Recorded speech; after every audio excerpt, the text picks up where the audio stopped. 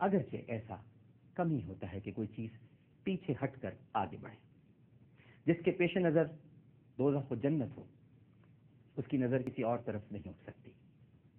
جو تیز قدم دوڑنے والا ہے وہ نجات یافتہ ہے، اور جو طلبگار ہو مگر سست رفتار اسے بھی توقع ہو سکتی ہے، مگر جو ارادتاً کوتاہی کرنے والا ہو اسے تو دوزخ ہی میں گرنا ہے.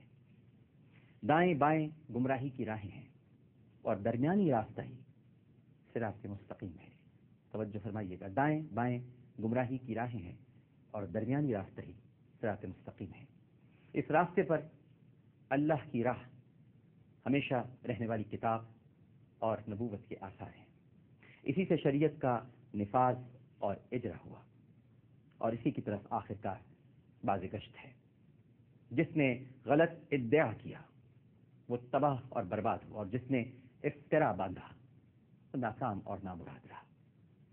جو حق کے مقابلے میں کھڑا ہوتا ہے وہ تباہ ہو جاتا ہے، اور انسان کی جہالت اس سے بڑھ کر اور کیا ہوگی کہ وہ اپنی قدر و منزلت کو نہ پہچانے.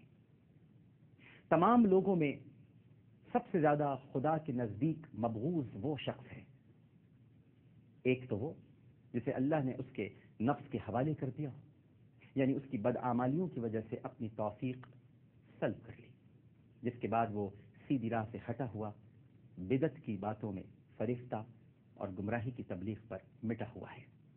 وہ اپنے ہوا خواہوں کے لیے فتنہ اور سابقہ لوگوں کی ہدایت سے برگشتہ ہے. وہ تمام ان لوگوں کی ہدایت سے برگشتہ ہے جو اس کی زندگی میں یا اس کی موت کے بعد کی پیروی کرے. اور گمراہ کرنے والا ہے وہ جو دوسروں کے گناہوں کا بوجھ اٹھائے ہوئے اور خود اپنی خطاؤں میں جکڑا ہوا ہے. اور دوسرا شخص وہ ہے جس نے جہالت کی باتوں کو ادھر ادھر سے بٹور لیا ہے. وہ امت کے جاہل افراد میں دوڑ دھوپ کرتا ہے اور فتنوں کی تاریکیوں میں غافل اور مدہوش پڑا رہتا ہے، اور امن و عاشقی کے فائدوں سے آنکھ بند کر لیتا ہے. چند انسانی صورت یا انسانی شکل و صورت سے ملتے جلتے ہوئے لوگوں نے اسے عالم کا لقب دے رکھا ہے، حالانکہ وہ عالم نہیں. وہ ایسی بے سوت باتوں کے سمیٹنے کے لیے منہ اندھیرے نکل پڑتا ہے جن کا نہ ہونا ہونے سے بہتر ہے. یہاں تک کہ جب وہ اس گندے پانی سے سیراب ہو لیتا ہے اور لا یعنی باتوں کو جمع کر لیتا ہے تو لوگوں میں قاضی بن کر بیٹھ جاتا ہے اور دوسروں پر مشتبہ رہنے والے مسائل کے حل کا ذمہ لے لیتا ہے. اگر کوئی الجھا ہوا مسئلہ اس کے سامنے پیش ہوتا ہے تو اپنی رائے سے اس کے لیے بھرتی کی فرسودہ دلیلیں مہیا کر لیتا ہے اور پھر اس پر یقین بھی کر لیتا ہے. اس طرح وہ شبہات کے الجھاؤ میں پھنسا ہوا ہے جس طرح خود ہی اپنے جالے کے اندر. وہ خود یہ نہیں جانتا کہ اس نے صحیح حکم دیا ہے یا غلط. اگر صحیح بات بھی کہی ہو تو اسے یہ اندیشہ ہوتا ہے کہ کہیں غلط نہ ہو، اور غلط جواب ہو تو اسے توقع رہتی ہے کہ شاید یہی صحیح ہو.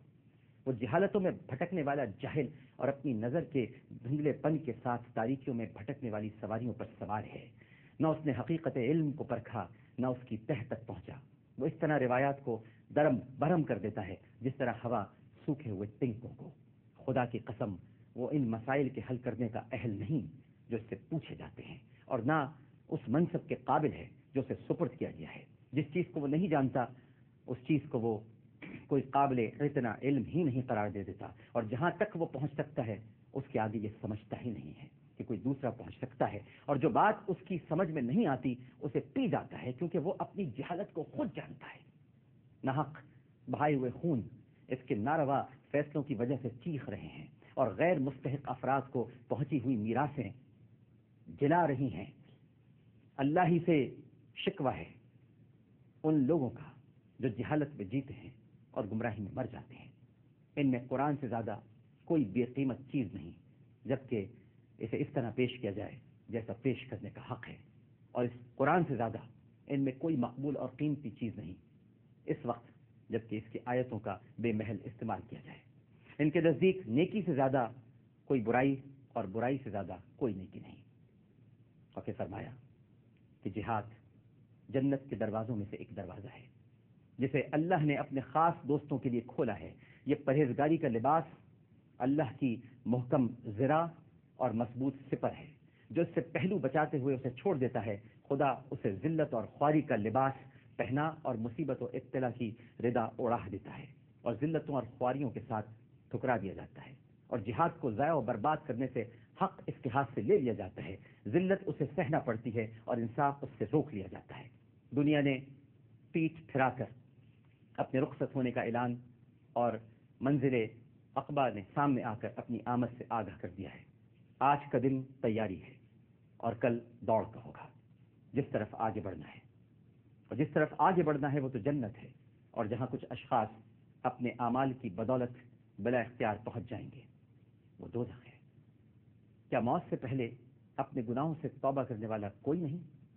اور کیا اس روز مصیبت کے آنے سے پہلے عمل خیر کرنے والا ایک بھی نہیں؟ تم امیدوں کے دور میں ہو جس کے پیچھے موت کا ہنگام ہے، تو جو شخص موت سے ان امیدوں کے دنوں میں عمل کر لیتا ہے تو یہ عمل اس کے لیے سود مند ثابت ہوتا ہے، اور موت اس کا کچھ بگاڑ نہیں سکتی۔ اور جو شخص موت سے قبل زمانے امید و آرزو میں کوتاہیاں کرتا ہے تو عمل کے اعتبار سے نسیان رسیدہ رہتا ہے، اور موت اس کے لیے پیغام ضرورت لے کر آتی ہے۔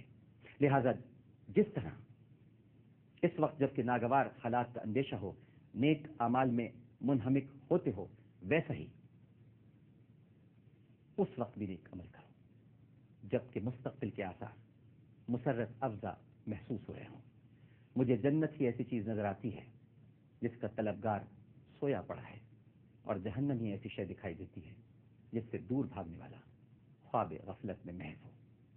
جو حق سے فائدہ نہیں اٹھاتا اسے باطل کا نقصان و ضرر اٹھانا پڑے گا، اور جس کو ہدایت ثابت قدم نہ رکھے اسے گمراہی ہلاکت کی طرف کھینچ لے جائے گی۔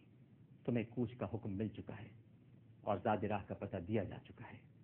مجھے تمہارے متعلق سب سے زیادہ دو ہی چیزوں کا خطرہ ہے، ایک خواہشوں کی پیروی اور دوسرے امیدوں کا پھیلاؤ۔ اس دنیا میں رہتے ہوئے اس سے اتنا زاد لے لو جس سے کل اپنے نفسوں کو بچا سکو، بس اتنا زاد لے لو جس سے اپنے نفسوں کو بچا سکو۔ محمد حنفیہ کو یہ خطبہ یاد آیا اور وہ اپنے بھتیجے کو لپٹ کر بہت روئے۔ اس وقت ہمارے ساتھ ٹیلی فون لائن پر علامہ گلفام ہاشمی صاحب موجود ہیں، ممتاز عالم دین ہیں، بہت خوبصورت گفتگو فرماتے ہیں۔ آج 10 محرم الحرام ہے، ٹرانسمیشن کا آغاز ہو چکا ہے اور پہلے عالم دین ہیں جن سے ہم گفتگو کی ابتدا کرتے ہیں۔ السلام علیکم علامہ صاحب۔ السلام علیکم۔ السلام علیکم علامہ صاحب، آپ تک میری آواز آ رہی ہے؟ میرا خیال ہے کہ لائن ڈراپ ہو گئی ہے، لیکن ہمارے ساتھ جامعہ نعیمیہ کے محتمم اور مولانا نعیمی کے شہید صاحبزادے، مولانا نعیمی شہید کے صاحبزادے مولانا راغب نعیمی اس وقت موجود ہیں۔ آئیے ان سے گفتگو کرتے ہیں اور آج 10 محرم الحرام کی نسبت سے ان سے کچھ باتیں کرتے ہیں۔ السلام علیکم مولانا صاحب۔ وعلیکم السلام ورحمۃ اللہ وبرکاتہ۔ مزاج گرامی بخیر؟ الحمدللہ، اللہ کا لاکھ لاکھ شکر، اللہ کا لاکھ احسان۔ راغب بھائی الحمدللہ، آپ کی دعائیں۔ راغب بھائی آج 10 محرم الحرام ہے اور آپ تو جانتے ہی ہیں کہ آج کا دن صرف تاریخ اسلام ہی میں نہیں بلکہ ہمارے دین میں بھی بڑی اہمیت کا حامل ہے۔ کئی واقعات اس سے جڑے ہوئے ہیں اور کئی معاملات جو مستقبل میں رونما ہونے والے ہیں وہ بھی آج 10 محرم الحرام ہی سے جڑے ہوئے ہیں۔ میں آپ سے یہ گزارش کروں گا، درخواست کروں گا کہ اس وقت پوری دنیا میں آپ کی گفتگو سنی جا رہی ہے اور مولانا نعیمی کی جو شہادت ہوئی جامعہ نعیمیہ میں دہشت گردوں کے ہاتھوں، اور وہ بھی دہشت گردی کا مقابلہ کرتے کرتے حق کہتے ہوئے، سچ کہتے ہوئے اس جہان فانی سے کوچ کر گئے۔ آپ ایک شہید کے صاحبزادے ہیں اور آپ امام عالی مقام سیدنا حسین رضی اللہ تعالی عنہ اور ان کے اصحاب و اعوان کی قربانیوں سے بھی اچھی طرح، بلکہ مجھ سے تو کہیں زیادہ اچھی طرح واقف ہیں۔